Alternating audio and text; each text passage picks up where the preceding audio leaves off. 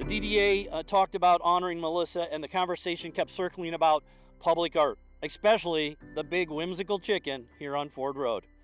Melissa loved that piece, and not just because it makes kids and adults smile, but because it ties our present to our farming past. Melissa also brought a very practical brilliance to the table.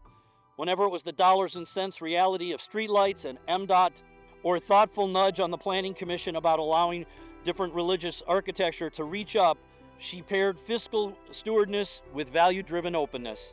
That balance is rare. Selfless. If there's one word that I could use to describe Melissa McLaughlin, it was selfless.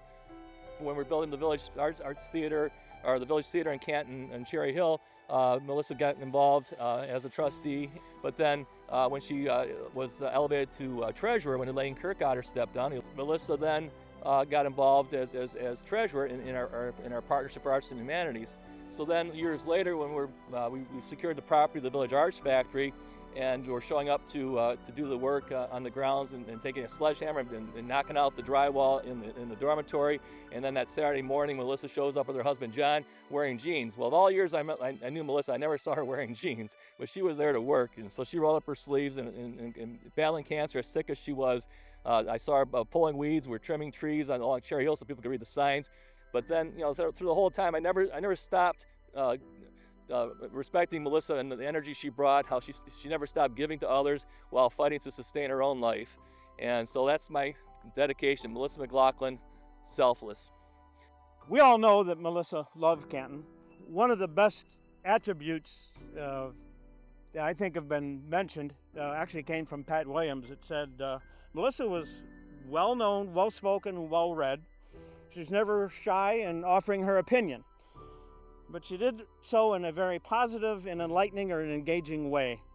No one really knew Canton like Melissa. She always had anecdotes and knew everything from, I'd say, corn to cell towers, and found a way to be involved in all of that. She continues, in my mind, to be missed for her values and dedication to the community in all that she did. The world needs more Melissa McLaughlins. She was all about being a public servant, and she helped influence the nice township that we live in today. Melissa's forward visions of doing things to make Canton a better community was sometimes frowned on. She was one who often thought outside of the box. With her tenacity, she could conceive people to her ideas. Although, if you had a disagreement with her and had the facts, I give her credit for she would listen to you and change her mind. But you better have all your ducks in the row. Melissa's interest in historic preservation will not be forgotten. Her public career began in 1984 when her neighbor that lived across the street from her was Dorothy West. And Dorothy was the president of the Canton Historical Society. And Dorothy talked Melissa into joining the society. And she was on the board for 6 years. And at that time, Lauren Bennett had discovered her and talked her into running for other offices in the township. Thank you, Melissa, for all you did.